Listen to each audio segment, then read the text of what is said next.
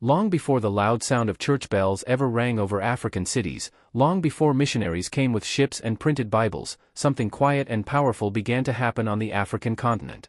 The story of how Christianity came to Africa is not a short story. It is a story that stretches over thousands of years, crosses deserts, sails seas, and passes through the hands of kings, queens, soldiers, monks, and everyday people whose names we will never know. It is a story that begins so early that some of the very first Christians in the world were Africans. And it is a story that is often misunderstood, because many people think Christianity only came with European colonial powers in the 1800s. That is not true. Christianity has been part of Africa's history almost from the very beginning of the Christian faith itself. Before we continue, please hit that subscribe button, like this video, and let me know where you are watching from in the comments. Thank you. Now, let's journey back to discover how Christianity came to Africa. Christianity came to Africa almost as soon as it began, and Africa played a key role in shaping the Christian faith itself.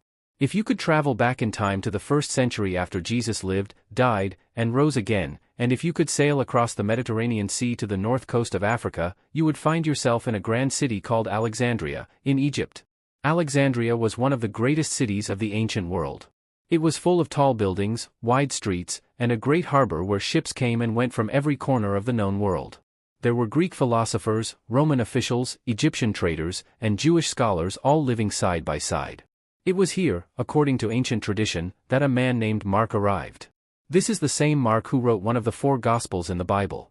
The story says Mark preached about Jesus in Alexandria around the middle of the 1st century. Some people believed his message and began to follow the teachings of Christ. This was the birth of the Christian church in Egypt, known today as the Coptic Orthodox Church, one of the oldest Christian communities in the entire world. Alexandria quickly became famous as a center of Christian learning and debate. Some of the brightest minds of the early church studied and taught there.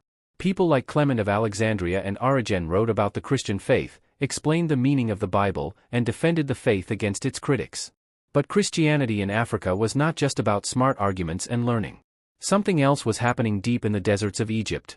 Men and women were leaving the busy cities and moving into the quiet wilderness. They wanted to live close to God, far from the noise and distractions of the world. One of the most famous of these was Anthony the Great, who lived in the 3rd and 4th centuries. He became known as the father of Christian monasticism. Others, like Pachomius, created organized communities where monks lived, worked, and prayed together. This way of life spread from Africa to the rest of the Christian world. In fact, you could say Africa gave the Christian faith the gift of monasticism. By the 2nd and 3rd centuries, Christianity had traveled west along the North African coast to places like Carthage, in present-day Tunisia. Carthage had once been the powerful rival of Rome, but by this time it was part of the Roman Empire. Here, the Christian community grew strong. It was in Carthage that we meet some of the earliest African Christian writers, like Tertullian, who boldly defended the faith in Latin, and Cyprian, a bishop who led his people during times of persecution. In nearby Hippo Regius, in modern-day Algeria, a man named Augustine was born. He became one of the most important Christian thinkers in history, influencing Christian theology for centuries to come. But it wasn't only the northern coast that was touched by Christianity in these early centuries. Across the Red Sea, in the kingdom of Aksum, what is now Ethiopia and Eritrea, Christianity also began to take root. In the Bible, in the book of Acts, there is a story about an Ethiopian official who met Philip the Apostle on the road. Philip told him about Jesus, and the Ethiopian was baptized. We do not know exactly what happened after he returned home, but it shows that Ethiopia had contact with the Christian message very early. The real turning point came in the 4th century, when 2 young men from Tyre, Frumentius and Adesius, were shipwrecked on the Ethiopian coast. They were taken to the royal court, and Frumentius eventually became a trusted advisor to the young king, Izana. When Izana grew up, Frumentius encouraged him to embrace Christianity. Izana did, and Ethiopia became one of the first countries in the world to officially adopt Christianity as its state religion, long before most of Europe. Meanwhile, south of Egypt, along the Nile River, were the ancient kingdoms of Nubia, Nobatia, Makuria, and Alodia. In the 6th century, these kingdoms adopted Christianity after missionaries came from Egypt and the Byzantine Empire. For hundreds of years, Nubia became a center of Christian life, with beautiful churches and a strong tradition of education and worship. Their art and architecture reflected both African and Christian styles. Nubia remained Christian for almost 1,000 years before gradually converting to Islam. In the 7th century, the Arab Muslim armies swept across North Africa. Many regions that had been Christian slowly changed over time. In the Maghreb, Christianity declined, but in Egypt, the Coptic Church survived and continued to serve its people. In Ethiopia, the mountains and the country's independence helped protect the Church from conquest, allowing it to continue its ancient traditions. Centuries later, in the late 1400s, Christianity came again to parts of Africa in a new way, through Portuguese explorers and traders. When they reached the Kingdom of Congo in Central Africa, they brought Catholic priests with them. In 1491, King Nzinga of Ndongo of Congo was baptized and took the name João I. His son, Afonso I, became one of the most devoted Christian kings in African history. He built churches, welcomed priests, and tried to govern his kingdom according to Christian principles.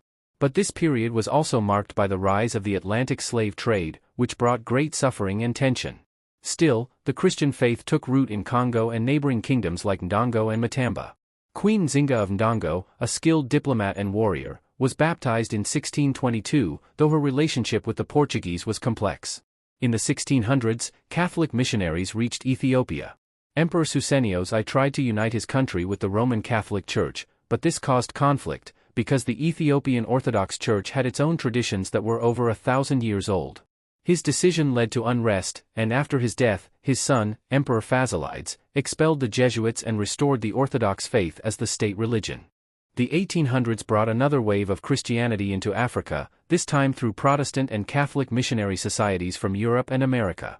These missionaries came with the aim of preaching the gospel, but they also built schools, hospitals, and printing presses. They translated the Bible into many African languages. In West Africa, freed slaves returning from the Americas and the Caribbean brought Christianity back to their homelands. Sierra Leone became a base for spreading Christianity across the region. One of the most famous African leaders of this time was Samuel Ajayi Crowther, who had been taken as a slave but was freed by the British. He became the first African Anglican bishop and worked tirelessly to translate the Bible into Yoruba. In East Africa, missionaries worked in Kenya, Tanzania, and Uganda.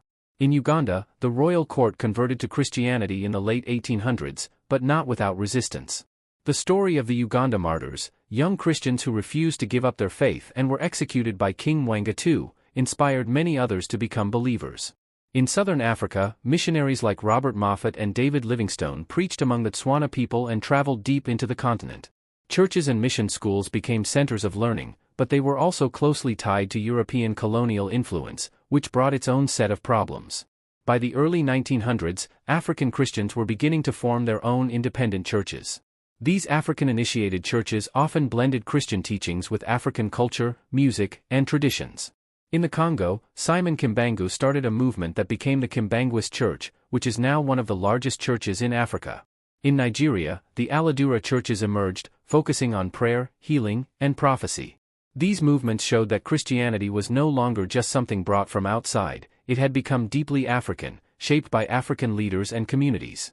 Today, Christianity in Africa is diverse and vibrant. It stretches from the ancient Coptic monasteries of Egypt to the lively Pentecostal churches of Lagos and Nairobi, from small rural chapels in Malawi to great cathedrals in Ethiopia. The story of Christianity in Africa is one of the longest and most fascinating chapters in the history of the faith. Africa was there from the beginning, and it continues to play a vital role in the life of the global church.